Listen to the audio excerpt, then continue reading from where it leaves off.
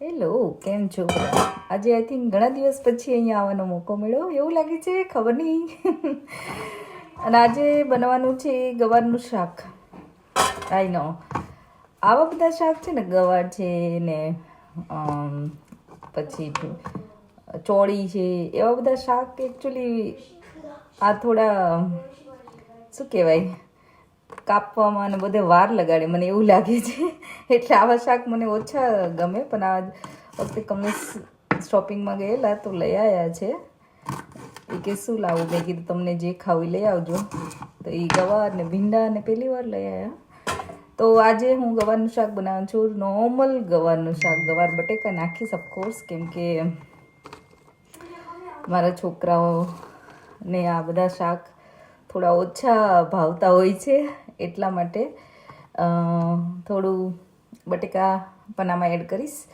પણ normally yes, આવા શાક વીણતા વાર લાગે. અને I think specially for working moms હોય એના માટે કદાચ વધારે વાર લાગે એવું મને લાગે છે. આ બધું મને લપ્યું કામ લાગે, ગુવાર બીટવાનું ને એવું. પણ આજે લાવ્યા છે તો એમ થયું કે ચલો આજે ગવારનું શાક અને રોટલી બનાવી દઉં, કેમ કે દાળ ને રાઈસ ઓલરેડી છે થોડો, એટલે થોડું પરફેક્ટ કોમ્બિનેશન થઈ જાય. તો એના માટે આજે બનશે ગવારનું શાક. તમે ગવારનું શાક કઈ રીતે બનાવો છો? ગવારનું શાક નોર્મલ ગવાર બટેકાનું શાક વિથ કાઇન્ડ ઓફ લસણ અને અજમાના વઘાર સાથે લોકો બનાવતા હોય છે, અને એ જ રીતે હું પણ બનાવીશ. તો તમે આખી રેસીપી જોજો. ઘણા બધા ગવારની ઢોકળી પણ બનાવતા હોય છે, ગવાર ઢોકળીનું શાક એકચ્યુઅલી. પણ મેં એકચ્યુઅલી ખાધેલી છે, એ સરસ લાગે. પણ અત્યારે એ બનાવવાની નથી હું આજે તો ખાસ, કારણ કે આજે તો ખાલી સાદું શાક જ બનાવવાનો પ્લાન છે. તો તમે કઈ રીતે બનાવતા હો છો ગવારનું શાક? અને તમને પણ મારા જેવી તકલીફ લાગે છે આવા બધા શાક વીણવામાં કે કાપવામાં?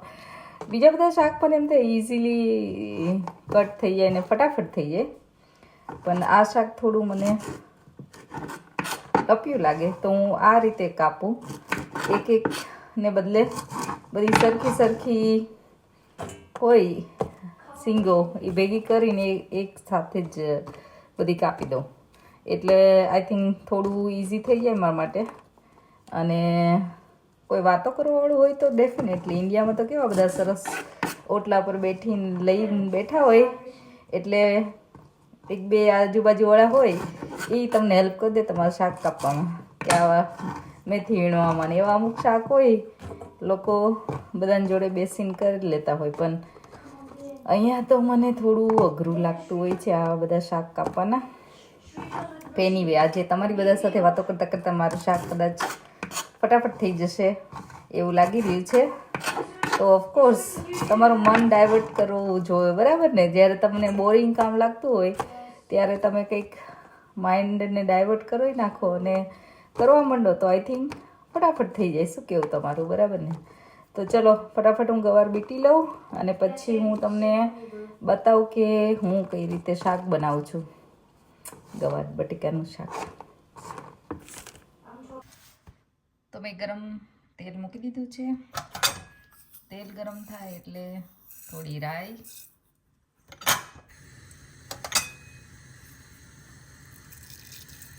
થોડું જીરું, થોડો અજમો,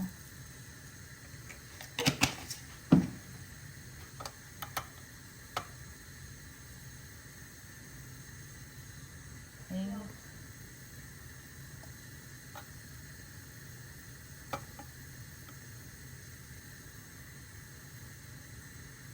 હળદર,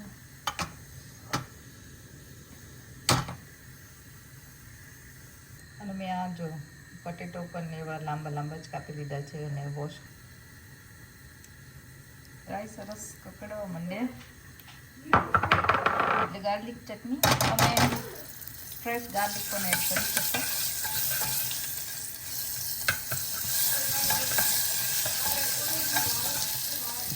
અને આપણે જે શાક ધોઈને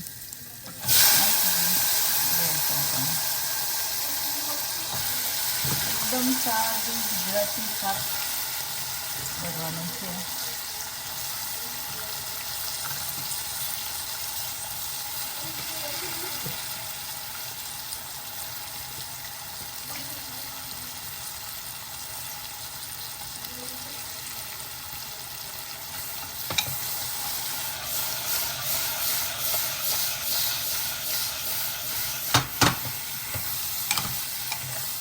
સરસ રીતે બધું મિક્સ કરીને આપણે થોડી વાર સાંકળી લઈએ. સરસ બધું મિક્સ થઈ ગયું છે. હવે એમાં બીજા મસાલા કરીશું આપણે થોડા. ધાણા જીરું અને લાલ મરચું તમારા ટેસ્ટ પ્રમાણે, અને જેટલું તીખું ખાતા હોય એટલું બરાબર, અને થોડું સોલ્ટ.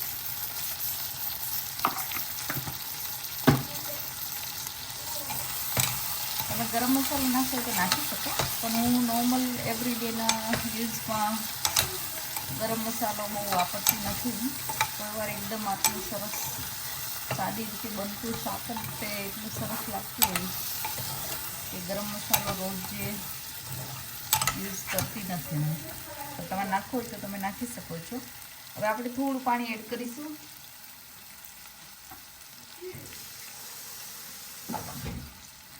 આ શાક છે ને બહુ રસાવાળું ના હોય એટલું, એટલે આપણે એકદમ થોડું આવું ડૂબે એટલું જ. બહુ નાખીશું તો રસો થશે, આપણે રસો કરવા નથી. તો આ રીતે એકદમ સાદું ને સિમ્પલ શાક. હવે આપણે કુકર બંધ કરી દઈશું, અને તમારા કુકર પ્રમાણે 3 થી 4 સીટી કરશો તો ચડી જશે. તો હું ચલો પછી બતાવું 4 સીટી થાય એટલે.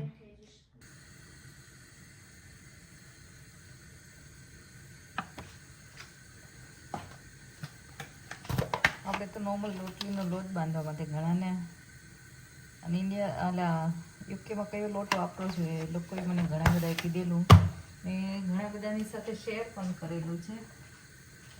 તો સોલ્ટ અને ઓઇલ નાખ્યું છે, અને હવે ગરમ પાણીથી, એટલે વોર્મ થોડું હોય એવા પાણીથી હું લોટ બાંધું છું કે જેથી સરસ રોટલી સોફ્ટ બને છે.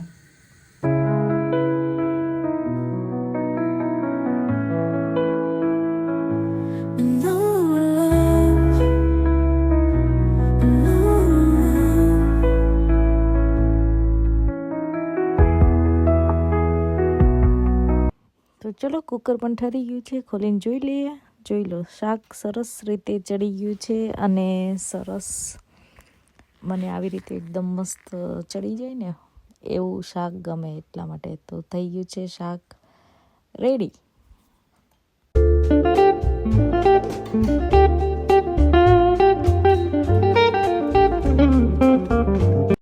તો આવી જ સરસ નવી નવી રેસીપી જોવા માટે જોતા રહો વિદેશમાં વતન, અને don't forget two like, share and subscribe. Thank you so much for your support.